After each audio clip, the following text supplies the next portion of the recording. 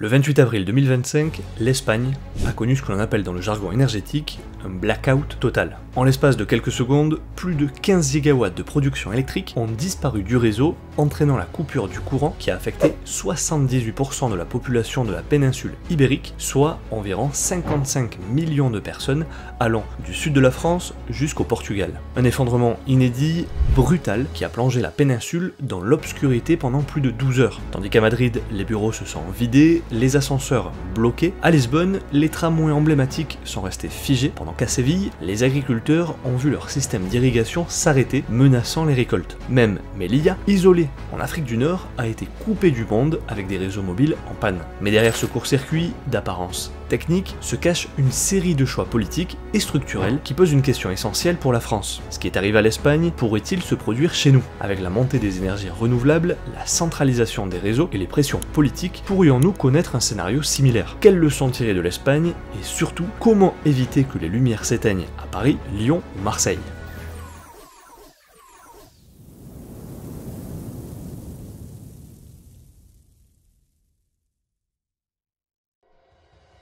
Réseau électrique, le grand blackout. Avant même de commencer, il est nécessaire de comprendre le fonctionnement du réseau électrique. Pour ce faire, imaginez une chaîne de restaurants à travers un pays où chaque restaurant représente une région électrique. Les cuisiniers sont les centrales électriques, nucléaires, solaires, éoliennes à gaz qui produisent l'électricité et les plats entre guillemets servis aux clients. Les clients, ce sont les consommateurs, vos foyers, les usines et les transports. Les serveurs, eux, incarnent le réseau électrique géré par des opérateurs comme RTE en France ou Red Eléctrica en Espagne qui transportent les plats de la cuisine aux tables. Le défi, s'assurer que chaque restaurant sert exactement le nombre de plats demandés par les clients à chaque instant. Si les cuisiniers préparent trop de plats, surproduction d'électricité, les tables débordent, les plats s'abîment et le service s'effondre. Si au contraire ils ne cuisinent pas assez, sous-production, les clients affamés quittent le restaurant et c'est la faillite. En termes électriques, cet équilibre se mesure par la fréquence du réseau qui doit rester à 50 Hz en Europe. Trop de plats, surproduction,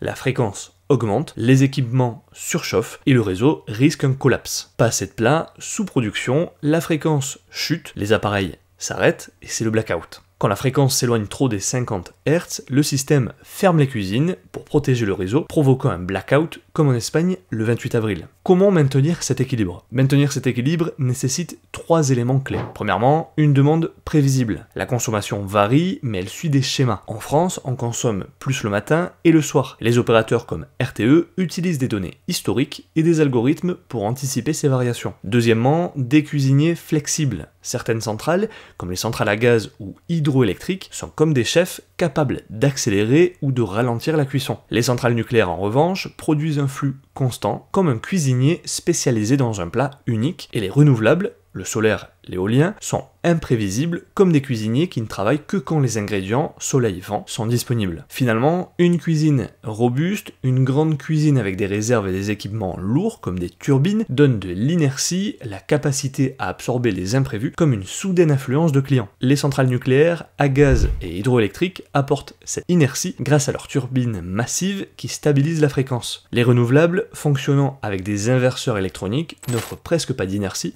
rendant le réseau plus sensible aux perturbations. Un point technique crucial, les centrales classiques, nucléaires à gaz, produisent un courant alternatif via des turbines qui s'ajustent automatiquement aux variations de la demande. Les panneaux solaires, eux, produisent un courant continu, converti en alterné par des inverseurs. Ces inverseurs sont moins réactifs aux changements de demande, surtout quand le solaire domine, comme en Espagne le 28 avril, où 60% de la production était photovoltaïque et 14% éolienne. Sans système de stabilisation, comme des batteries ou des stabilisateurs dédiés, le réseau devient fragile. En Espagne, le manque d'investissement dans ces technologies a amplifié la crise. D'ailleurs, un rapport de l'Agence de l'Union européenne pour la coopération des régulateurs de l'énergie, l'ACER, publié après un incident similaire le 8 janvier 2021, avait alerté déjà sur ce problème. Ce jour-là, une perturbation dans les Balkans avait failli provoquer un blackout continental en raison de l'inflexibilité des renouvelables. Depuis, l'UE a imposé des normes plus strictes pour les inverseurs, mais leur déploiement reste inégal. Les causes du blackout, centralisation et fragilité technique.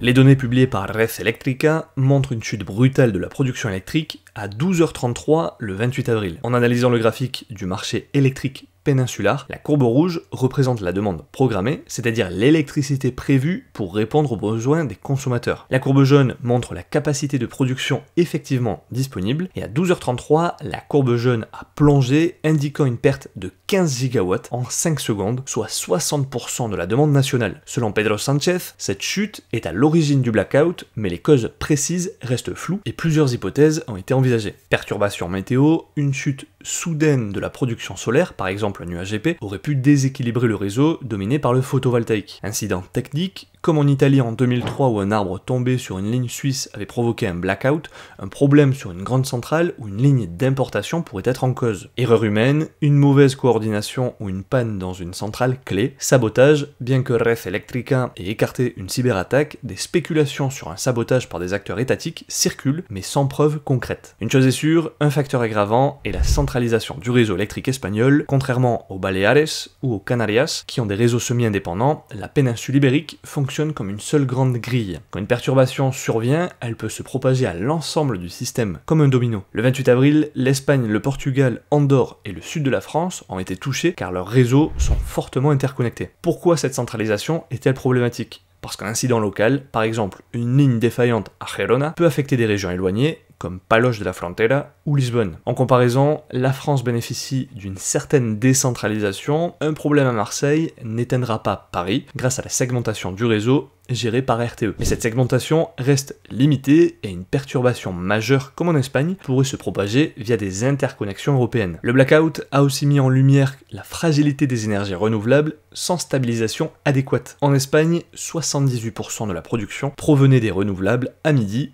60% solaire, 14% éolien et 4% autres sources renouvelables. Ce mix, bien qu'écologique, manque d'inertie et de flexibilité. Les turbines des centrales nucléaires ou à gaz ajustent automatiquement la production, mais les inverseurs solaires réagissent mal aux variations soudaines, surtout quand ils dominent le réseau. En France, le réseau est plus résilient grâce à son parc nucléaire qui fournit 65% de l'électricité en 2025 selon RTE. Les centrales nucléaires avec leurs turbines massives apportent une forte inertie, stabilisant le réseau même en cas de perturbation. Cependant, plusieurs tendances inquiétantes émergent. Réduction du nucléaire, sous la pression des écologistes comme Europe Écologie Les Verts. Et nous fermerons tous les réacteurs nucléaires de ce pays, parce qu'ils nous mettent en danger. La France a fermé Fessenheim en 2020 et prévoit de réduire la part du nucléaire à 50% d'ici 2035. Et forcément, cela diminue l'inertie du réseau. Montée des renouvelables, les renouvelables éoliens solaires représentent 25% du mix en 2025, mais leur imprévisibilité pose problème, surtout en hiver quand la demande explose. Centralisation partielle.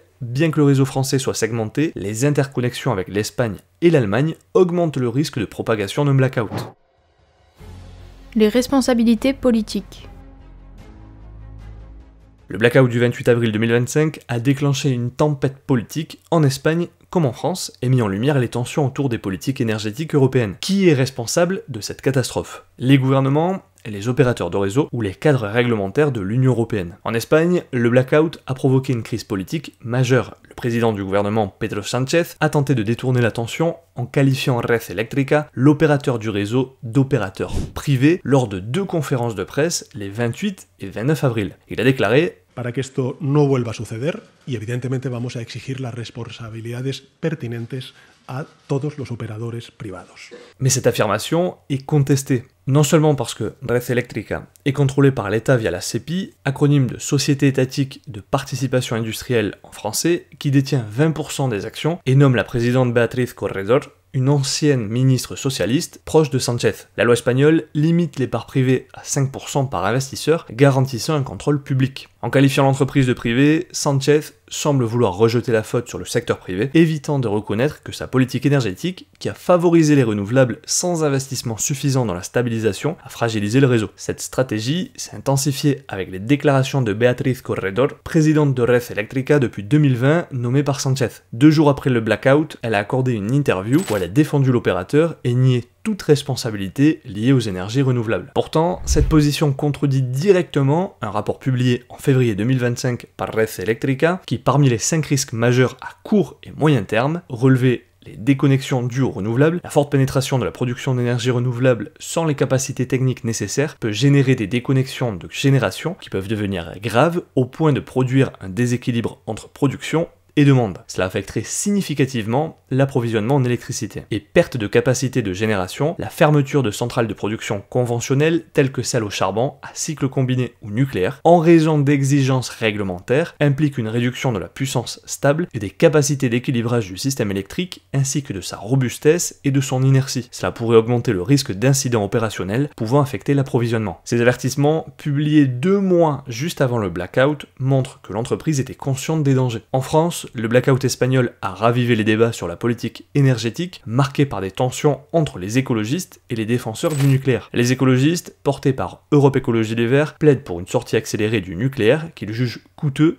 et risqué. Ils misent sur les renouvelables, qui représentent 23% du mix énergétique en 2024, selon RTE, contre 10% il y a 10 ans. Mais le blackout espagnol soulève des questions. Les renouvelables, sans stabilisation, peuvent-elles garantir la stabilité du réseau? Le gouvernement d'Emmanuel Macron adopte une position ambiguë. En 2022, Macron a relancé le nucléaire avec un projet de 6 nouveaux réacteurs EPR, mais leur mise en service est prévue pour 2035-2040, trop tard pour compenser la fermeture programmée de centrales comme Fessenheim en 2020, ou la réduction de la part du nucléaire à 50% d'ici 2035. En parallèle, des subventions massives pour les renouvelables, alignées sur les objectifs européens, ont accru la dépendance à des sources imprévisibles, comme en Espagne. RTE a publié un rapport en 2024 alertant sur les risques d'instabilité si le nucléaire décline trop vite, sans investissement dans les stabilisateurs, batteries, réseaux intelligents. Pourtant, les écologistes minimisent ces risques, arguant que des solutions comme le stockage d'énergie suffiront. En 2025, les batteries à grande échelle restent coûteuses et limitées, incapables de répondre aux pics de consommation hivernaux quand la demande française peut atteindre 100 gigawatts. Au niveau européen, le pacte vert et le paquet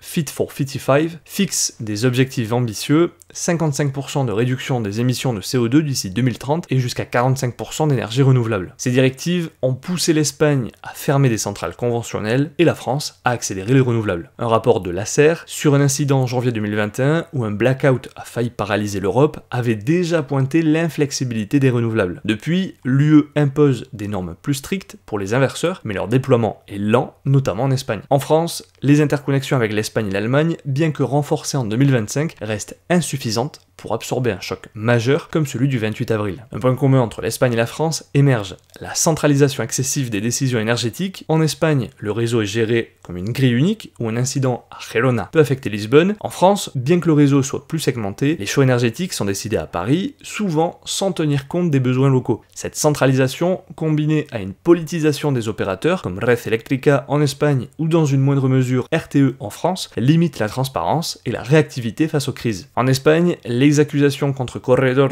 et Sánchez soulignent un manque de responsabilité. En France, les écologistes et le gouvernement doivent clarifier leur stratégie, privilégier les renouvelables sans compromettre la stabilité ou maintenir le nucléaire comme pilier. Le blackout du 28 avril 2025 n'est pas une simple panne d'électricité. C'est la conséquence directe d'un système centralisé, gouverné par une technocratie qui sacrifie la rationalité énergétique sur l'autel du dogme. Depuis des années, des décisions absurdes sont prises au nom de l'écologie, mais au détriment de la stabilité et du bon sens. On ferme des centrales nucléaires sûres, décarbonées, parfaitement fonctionnelles, comme Fessenheim en France, pour les remplacer par des énergies dites vertes entre guillemets, mais imprévisibles, instables et totalement dépendantes des conditions météo. Ce n'est plus de la transition, c'est de l'escrologie, une écologie de façade guidée par l'idéologie plutôt que par la science. Une écologie qui prétend sauver la planète, mais met en danger des millions de foyers, d'entreprises, d'hôpitaux, au nom d'objectifs irréalistes dictés depuis Bruxelles. Le blackout espagnol est un avertissement. Quand l'État concentre le pouvoir de décision, verrouille l'innovation et impose ses choix politiques à des réseaux vitaux, crée les conditions d'un effondrement. Et quand l'idéologie écologiste s'empare de ces leviers, le résultat est une double peine. Perte de fiabilité énergétique et explosion des coûts pour les citoyens. La seule voie viable est celle de la liberté, une production décentralisée, concurrentielle, ouverte à toutes les technologies, sans ostracisme idéologique. Le nucléaire, les renouvelables, le stockage, les micro-réseaux, tout cela doit être jugé non pas par des ministres, mais par le marché, la performance et la capacité à répondre aux besoins réels. L'avenir ne se construira pas avec des slogans ni avec des interdits, avec des solutions concrètes et la liberté d'innover. Et si la France veut éviter de plonger à son tour dans le noir, elle ferait bien d'éteindre les dogmes avant que ce ne soient les lumières.